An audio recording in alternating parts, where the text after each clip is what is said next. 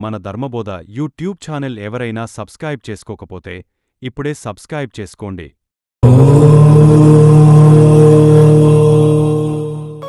మహాకుంభమేళా భోగరోజు ప్రారంభమయ్యే కుంభమేళా శివరాత్రితో పూర్తవుతుంది.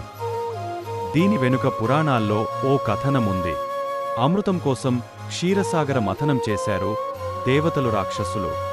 అప్పుడు వెలువడిన అమృత కలశాన్ని జయంతుడు అనే కాకి నోట కరుచుకుని భూమి చుట్టూ తిరుగుతుంది.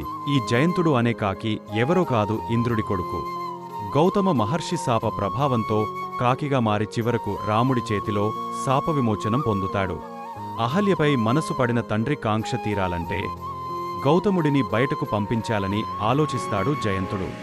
అందుకే కాకి రూపంలో గౌతమ మహర్షి ఇంటి ముందుకు వెళ్లి అరుస్తాడు. కాకి అరుపు విని నది స్నానానికి బయలుదేరుతాడు గౌతముడు. ఆ తర్వాత కాకి రూపంలో వచ్చింది జయంతుడు అని తెలిసి కాకిగానే మారిపో అని శపించాడు. ఈ జయంతుడు అమృత కలశాన్ని తీసుకుని 12 రోజుల పాటు భూమి చుట్టూ తిరిగాడు. రాక్షసులకు అందకుండా. మానవులకు ఏడాది కాలం అంటే దేవతలకు ఓ రోజుతో సమానం. దక్షిణాయనం రాత్రి సమయం, ఉత్తరాయణం పగటి సమయం అని అందుకే చెబుతారు. ఈ లెక్కన దేవతలకు 12 రోజులు అంటే మానవులకు 12 సంవత్సరాలు అని అర్థం. అందుకే 12 ఏళ్లకోసారి కుంభమేళా నిర్వహిస్తారు.